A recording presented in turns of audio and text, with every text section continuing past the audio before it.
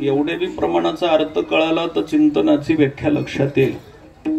कारण आपल्याला कीर्तनाला थोडी वेळ कमी असल्यामुळे लई काही बाकीचं पांगवायला जमत नाही. काय म्हणतात गावातल्या गोकुळातल्या गवळणी हो जरा शांत बसा, बोलू नका. बोलल्यावर मग कसं व्हायचं. या प्रमाणाचा अर्थ लक्षात घ्या. त्याचे चिंतन. कुणाचे चिंतन?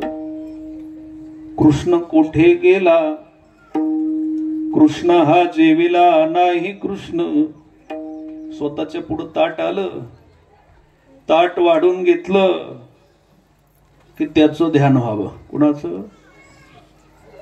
कुठं असेल कृष्ण? जेवला असेल का कृष्ण? हे प्रसाद भरणारे तुम्ही दोघ जण का बोलता ना?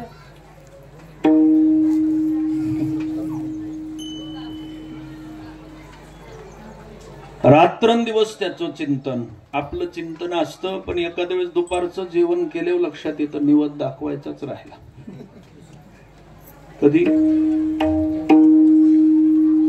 दुसरा दाखवायचं लक्षात राहत नाही. काहीच्या देवघरात महाराज महिन्याचे निवद, ते उचलायचंच ध्यान नाही. आता देवाचं ध्यान अगदी एवढं व्हायला पाहिजे. ताट समोर आलं की गवळणीने म्हणावं कृष्ण जेवला नसल. कुठे असेल कृष्ण? सासरवाशिनी बिचाऱ्या होत्या. आता जेवण जर इथून घेऊन जावं तर वयाची समानता आहे. कशी आहे हे चांगलं लक्षात घ्या. गवळणीचंही वय 30 वर्षाच्या जवळपास आहे आणि ज्याला जेवण घेऊन जायचंय त्याचंही वय द्वापार युगाच्या दृष्टीनं कृष्णाचं वय 30च वर्षाचं होतं. त्यांच्यासारखा होता. आणि कल्पना करा, एक सून गावातल्या एखाद्या परपुरुषाला जेवणाचं ताट दररोज घेऊन जर जात असेल तर सासू संशय काय घेईल? काय घेईल? कारण त्या काळातली लोक देवाला देव म्हणून पहा. पाटलाचा पोरगा. कोणाचा पोरगा? आता पाटलाचा पोरगा म्हणून जर पाहत असेल आणि आमची सून जेवण टाकून त्याच सारखं चिंतन करीत असेल तर संशय कशाचा येईल? बोला, मनात काही वाटू देऊ नका, बोला. हे अभंगाच्या दृष्टीनं खरंय. काहीतरी भानगड आहे. देव जरी असला तरी आता देवाला ओळखायला कोण होतं त्या काळामध्ये तयार? पण याचा भाव एक बाह्य स्वरूपानं पाहायला गेलं तर हे वेगळं लक्षण आहे. पण आंतरिक स्वरूपाची जर वृत्ती बघायला गेलं तर देव हा कशामध्येच गुंतत नाही. पण तशी पाहण्याची दृष्टी नाही. महाराजांनी गोड वर्णन केलं. भोग त्याग दोन्ही नाही नारायणा, भोग त्याग दोन्ही नाही नारायणा, भोग त्याग दोन्ही नाही नारायणा, भोग त्याग दोन्ही नाही नारायणा. तुका म्हणे जैसी स्फटिक शिळा, स्फटिक शिळा. तुका म्हणे जैसी स्फटिक शिळा, स्फटिक शिळा. माझी वाणी तुझे वर्णी,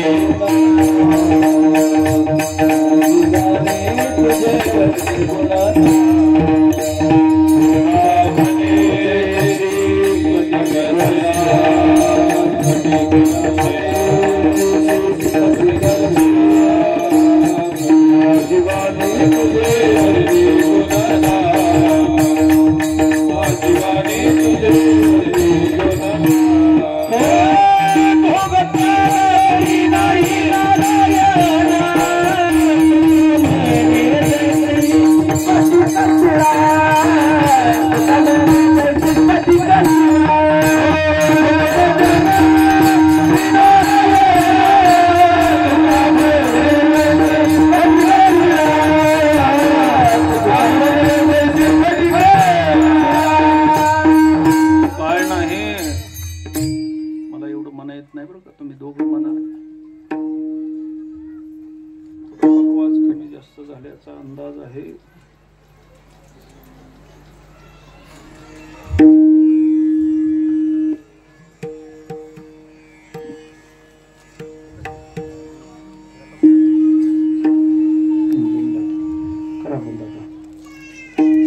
काय वर्णन आहे बघा. भोग त्याग दोन्ही नाही नारायणा.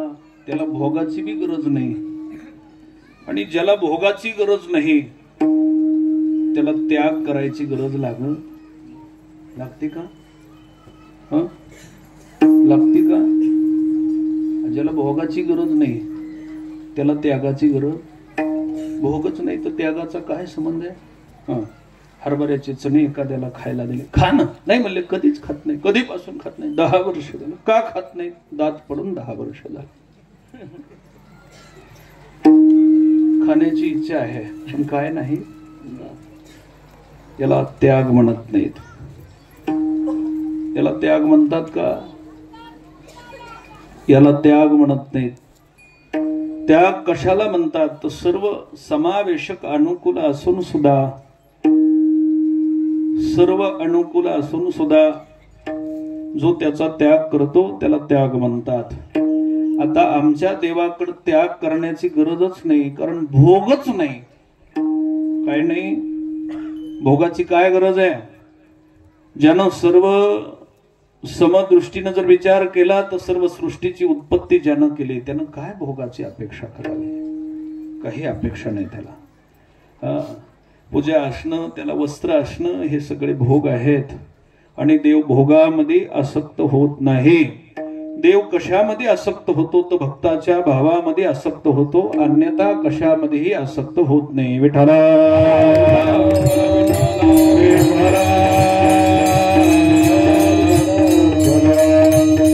अभंगाच्या दृष्टीनं चिंतन महत्वाचं आहे, भगवंताचं नाम महत्वाचं आहे.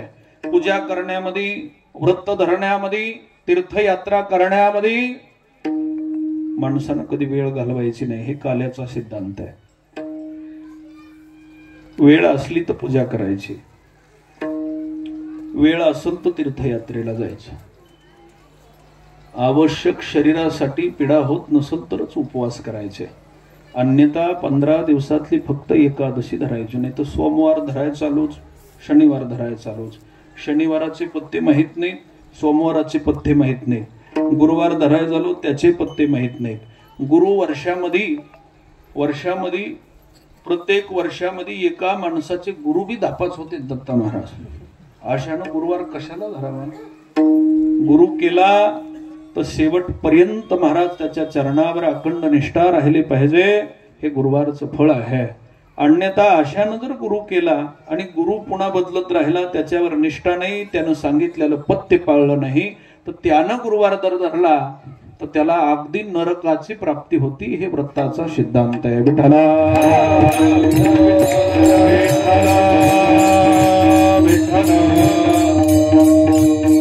काय सांगितलं तुकाराम महाराजांनी? पूजा समाधान अतिशय वाढेशीन, पहिले पाहिजे ते केले सहज प्रसंगी घडिले. पहिलं काय करा तर भगवंताचं चिंतन करा. चिंतन केल्यानं काय होतं? महाराज सांगतात बाबा, चिंतनाचं फल एवढं आहे. चिंतन म्हणजे काय तर आपण ज्या गोष्टीमध्ये, विषयामध्ये, अवस्थेमध्ये आसक्त असो, तिथून भगवंतापर्यंत आपली एक आपल्या दृष्टीनं आपला एक संबंध, एक आंतरिक स्वरूपाचा संबंध त्या भगवंताच्या शरीराशी असला पाहिजे. त्याचे पाय अंतकरणामध्ये पाहिलेत. ज्ञानोबारायाच्या दृष्टीने जर वर्णन करायला गेलं तर एका ओवीमध्ये ज्ञानोबाराय गोड वर्णन करतात. ते वर्तत दिसते देही परिते देहीना माझ्या ठाई, आणि मी त्यांच्या हृदयी समग्राशे. ते देहामध्ये वर्तन करीत असतात, पण वर्तन करीत असताना त्यांचं चित्त माझ्या पायावर असतं. याचं नाव चिंतन. आणि मग असं चिंतन करणाऱ्यावर देवाचं किती प्रेम असतं. अभंगाचं प्रथम चरण.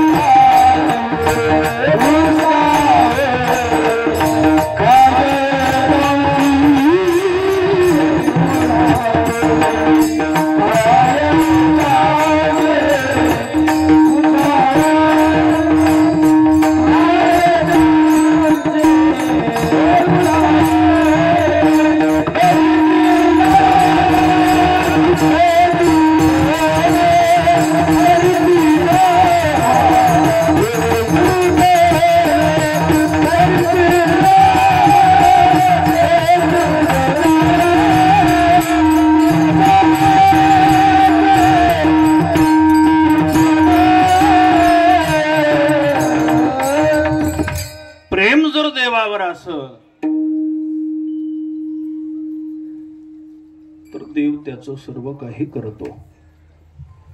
आता करी नका म्हणले, काम करीत नाही याच्यामध्ये नवल नाही. पण आजच्या अभंगात वेगळाच सिद्धांत आहे. खाय त्यांची उष्टावळी. काय खातो? उष्ट खाण्याची काही गरज का हो? गरजेवाल्यानं उष्ट खाल्लं तरी काही अडचण नाही. ज्याला गरज असेल ना, तुम्ही शहराच्या ठिकाणी गेलात, लग्न झालं, एखादी पंगत झाली की काही गरीब लोक असतात आणि श्रीमंत लोक काय करतात, घेत असताना जेवढं वाढतील तेवढं घेतात आणि खात असताना एका एका पदार्थाची चव बघून ते पात्रावर तसंच नुकसानीत करतात. आता हे सुद्धा अभंगाच्या दृष्टीनं, व्याकरणाच्या दृष्टीनं, गीतेच्या दृष्टीने एक सिद्धांत आहे.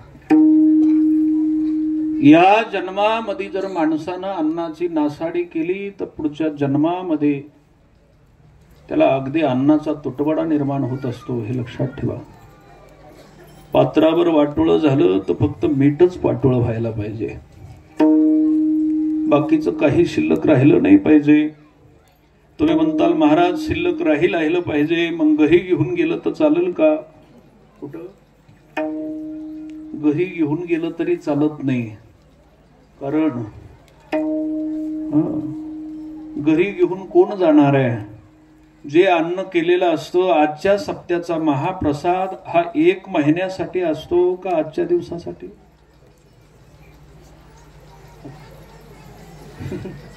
घरी नेल्यावर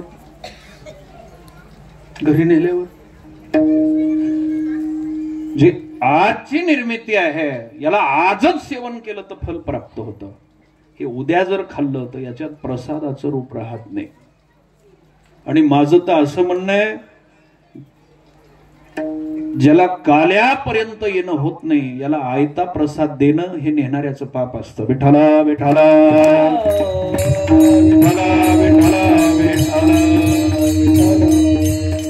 प्रसादासाठी प्रयत्न करावे लागतात का नाही? महाराज वर्णन करतात, पाहे प्रसादाचे वाट घ्यावे धोनिया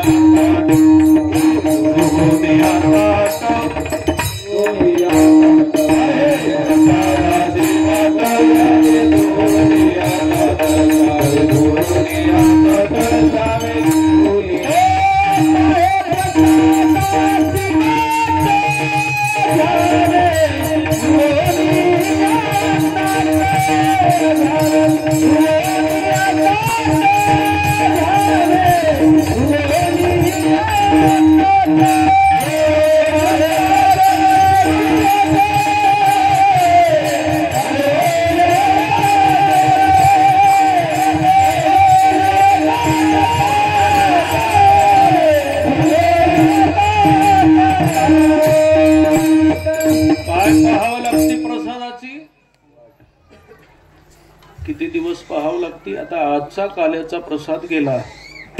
एखादा संगम मधला अति कामावाला माणूस कसला बिंदूडला काहीतरी व्यवसाय, मग त्याने विचार केला एक दिवस जर मोबाईल बंद करावे. कोणाचा मोबाईल? अति कामावाला माणूस त्याने विचार केला आजच्या दिवस जर दुकान बंद ठेवलं तर 10-20 हजाराचं नुकसान होईल. बघू कधीतरी पुन्हा. मग अति कामावाला माणूस गेला, बाहेर गेला, प्रसादापासून वंचित झाला. त्यांच्या पत्नी आल्या होत्या म्हणून प्रसादही घेऊन गेल्या, पण पुण्य नाही प्राप्त होत. ते जेवण होईल. काय होईल? इथं जास्त नाही वाट पाहिले तरी 2 तास तरी वाट पाहावा लागते. आमच्या संगम मधले दत्ता महाराजांनी सांगितलं, म्हणजे कीर्तन चालू होण्याच्या अगोदर 1 तास वाट पाहते. म्हणून आपल्याला लवकर प्रसाद मिळेल, प्रसादाची वाट पाहावा लागते. वाट पाहणं याच्यासाठी महत्वाचं असतं. आणखी एक सांगतो, एखाद्याची जर वाट आपण पाहत असतो ना तर अंतकरणाची शुद्धता होते. त्याचं चिंतन असतं. कुठं आलेत, कुठवर आलेत, विचारा कुठवर आलेत, कुठवर आलेत, कुठपर्यंत आलेत. कीर्तन लवकर झालं पाहिजे, प्रसाद लवकर मिळाला पाहिजे. अपेक्षा कशाची असती? त्या माणसाची. याला चिंतन म्हणतात. काय म्हणतात? आणि चिंतन घडलं की अंतकरणाची शुद्धी होती. वाट पाहणं याच्यासाठी महत्वाचं असतं, शुद्धी होती. पण तीही वाट पत्नीची मुलाची पाहत होत असेल तर जास्त व्याप्ती होईल, शुद्धता होत नाही. विठाला विठाला विठाला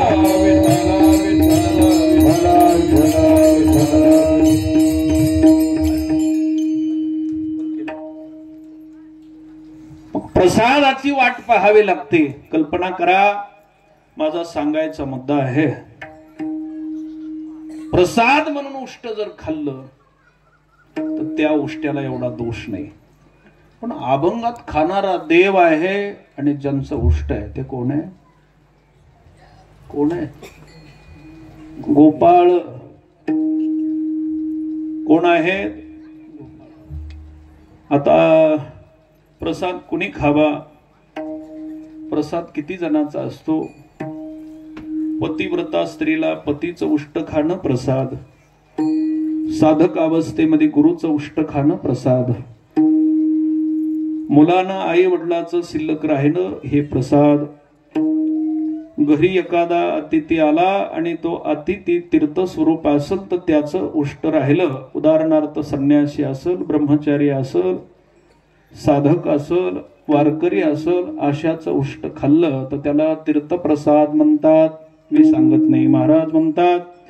ज्ञानोबरायाने वर्णन केलं, पूजोनी देव पाहिजे, पेरोनी शेता जाईजे, तोषोनी प्रसादो घेहिजे अतिथीचा.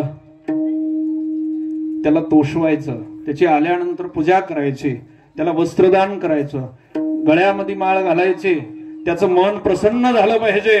आणि असा जर अतिथी प्रसन्न झाला तर तो न मागता प्रसाद देऊन जातो. त्याचा प्रसाद सेवन केला तर ज्याला प्रसाद प्राप्त झाला तो कृतार्थच होतो. विठाला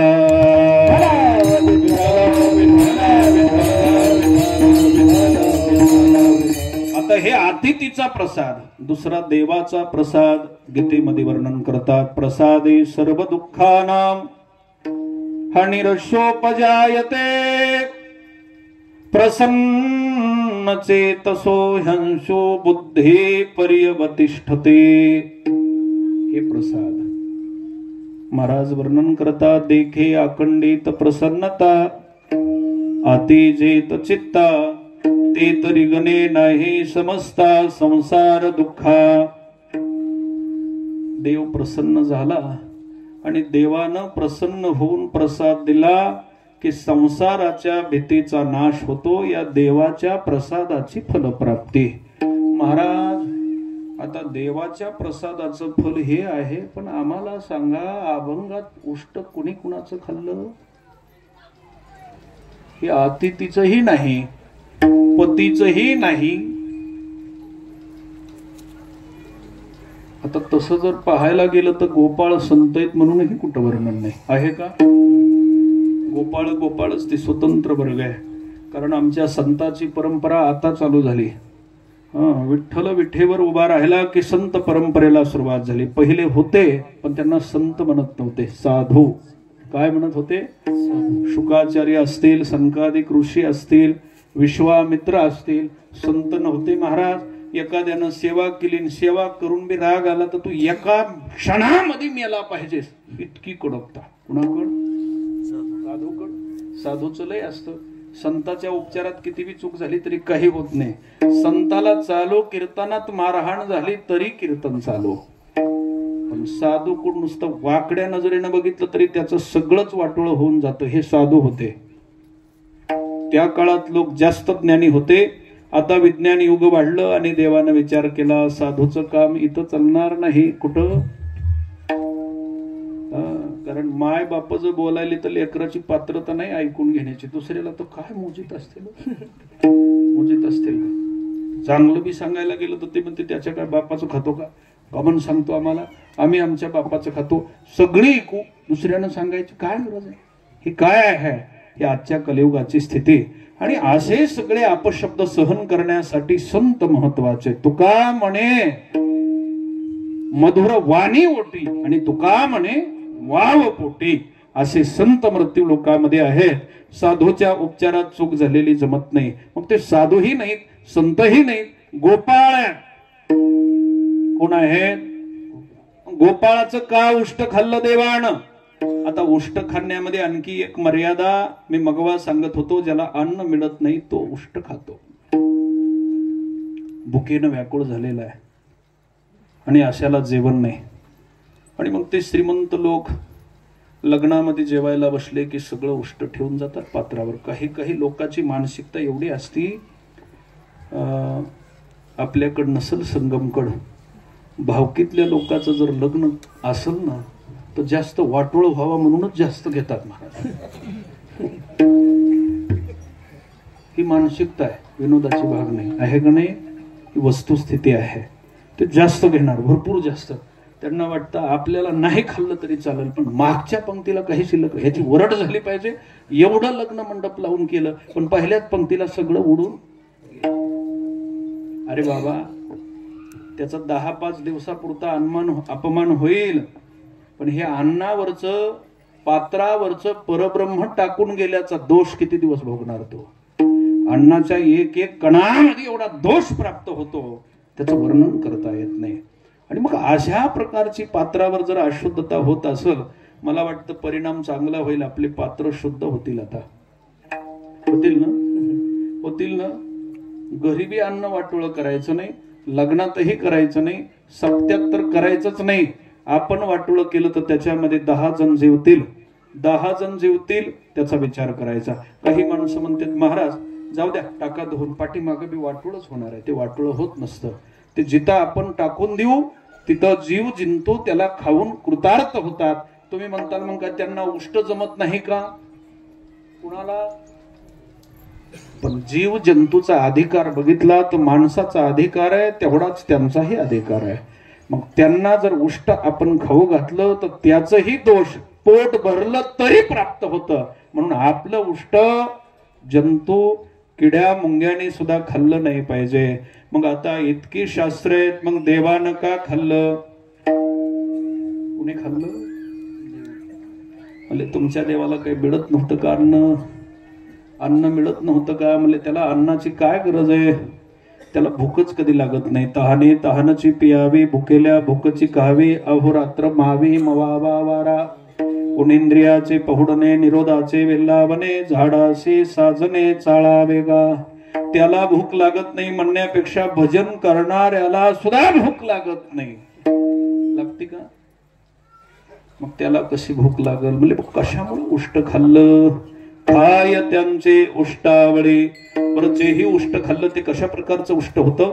घरी येऊन महाराज गोपाळाने काय करावं, आईकडे कशाची तरी मागणी करावी, मला भूक लागली म्हणून. आणि भूक लागली म्हणून जर घ्यायचा विचार केला, आईनं जाणलेलं होतं हे स्वतः खात नाही, त्या पाटलाच्या पोराला घेऊन जात. मग आई त्याला लोणी देत नव्हती, कारण दुधाचे व्यवसायवाले घरच्या माणसाला लोणी निक दूध कधी देतच नाहीत. बाहेरच्याला देत नाहीत म्हणून घरच्यालाही देत नाहीत. कारण ते दूध घेणारा एवढा हुशार असतो, ते सकाळीच त्याला माहित आहे हे चतुर आहे, ते सकाळी दूध काढण्याच्या अगोदर येऊन बसणार, त्याला पाणी टाकू द्यायचं नाही म्हणून. कुणाला? सकाळी आंघोळ करणार नाही पण सकाळी सकाळी तांब्या घेऊन येणार. हे रिटर्न देऊ नको, आवाज पाहिल्यासारखा राहू दे. पण ते दुधाचा व्यवसाय करणारा त्याच्यापेक्षा चतुर असतो, त्या भांड्यातच तिथून पाणी घेऊन येतो. असं हलवीत नाही, काही नाही, दोहून आणतच नाही. त्याला वाटतं घरच्या बी लेकरांनी पाणी खाल्लं तरी चालेल, पण याला निक नाही. कुणाला? कुणाला? याला. ते घरी बघतो. मग घरी गेला, घेतलं दूध. वा, पत्नी विचारते पाणी नाही टाकलं आज? कशाचं पाणी टाकतो तो? उठायच्या आधी बसलो होतो जाऊन तिथं. पत्नीचा ह्यांच्यावर बी विश्वास नसतो, एक थेंब घेतात आणि मातीवर टाकून बघतात त्या सारवलेल्या जागेवर. मग ते सगळं जिकडं तिकडं जातं. कुठलं? दूध टाकलेलं खाली मातीवर बघण्याची पद्धत असते ना. काय होत असतं? जवळेकर महाराज, रघुनाथ महाराज, खाली जिरत नाही ना, ते जशाला तसा थेंब टाकल्यासारखं राहतं. त्या माऊलीला त्याची पारख असती, काहीच राहत नाही, नुसतं वलं होतं. अहो ती म्हणली, तुम्ही म्हणलात ना पाणी टाकलं नाही? नाहीच टाकलं पाणी, मी सकाळी जाऊन बसलो होतो. त्यानं सांगितली, तो माणूस इतका मूर्ख आहे, त्या भांड्यातच पाणी घेऊन गेला असं. कशामध्ये? त्या भांड्यामध्ये. ते म्हणले तेवढं नाही बघितलं म्या. आता लक्षात घ्या, एवढी अशुद्धता आहे का नाही? आहे का नाही? ज्याला निक देण्याची सवयच नाही. मग आता गोपाळांना लोणी काही गवळणी देत नव्हत्या, पण ताक द्यायला चालू की गवळणीने त्याच्यावर नजर ठेवायची. कुणीकडे घेऊन जातो? ताक घेतलं. आमच्या गोपाळांच्या मनातली इच्छा असायची, मी जसं मगवा सांगितलं ना चिंतनाची व्याख्या, ताटामध्ये काही घेतलं की ध्यान पहिलं कुणाचं यायचं? कुणाचं? त्याचं चिंतन. ताक दिलंय बाबा, ताक आहे. पदार्थ काय आहे? ताक. आणि ताकाची किंमत कशी लिटर आहे? कशी लिटर? 30 रुपये 35 रुपये 30 रुपये लिटर आहे. लय वाढलो आता. 30 रुपये आताचा भाव सांगू नका तुम्ही. आता कृष्णाच्या काळात जर तुमचा व्यवसाय दुधाचा असला फपाळ साहेब तर सांगा किती असेल? किती असेल? यांना विचारू नका, आमच्या इने करेले विचारा. तुमच्या काळामध्ये ताकाला किती भाव होता? जुन्या काळात इकितच नव्हते. काय करीत होते? वा, घरोघर वाटून टाकीत होते. आता 50 वर्षाच्या काळात जर वाटीत होते तर हे द्वापार युगातली कथा आहे. किती असेल भाव? किती असेल? अहो इतकी वस्तू उष्टिका देणं व्हाय ना, पण जरा बारीतली तरी पाहिजे ना. उष्ट का खाणं होत नाही, पण तुपासारखं काजू बदामासारखं असलं तर खाऊ उष्ट का? ताक काय काय उष्ट? मग ते उष्ट बी कसं महाराज? आईनं दिलं, गोपाळाने आपल्या तोंडामध्ये घ्यावं आणि मग ध्यान यायचं.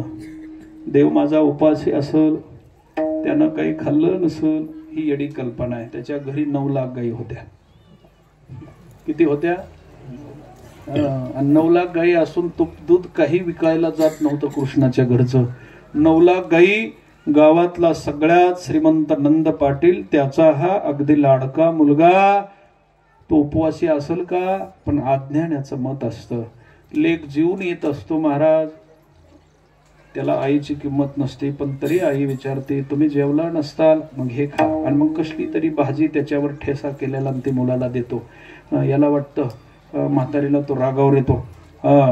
मी चांगली पुरणपोळी खाऊन आलोय. अरे पुरणपोळी खाल्लीस, पण जिची भावना नाही तिच्या हातून खाल्लीस ना, तिथं पंचपक्वान जरी खाल्लं असं ना, आईच्या घरची नुसती चटणी खाल्लीस ना, ह्या भावामध्ये आणि त्या भावामध्ये फरक किती हो. तुमचं लग्न होताना तुमची संपत्ती बघून बायको बरोबर तुमचा शुभ विवाह झालाय. आईचं नातं जोडताना काय तुमची संपत्ती बघितली का. कारण नात्याची किंमत कधी आईच्या आणि पत्नीची बरोबरीची होत नाही. घरी 9 लाख गाई, काय उन्हा असणार आहे घरी.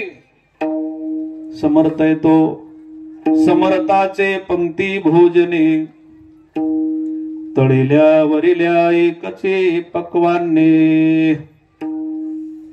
समर्थाचे घरी सकल संपदा सकल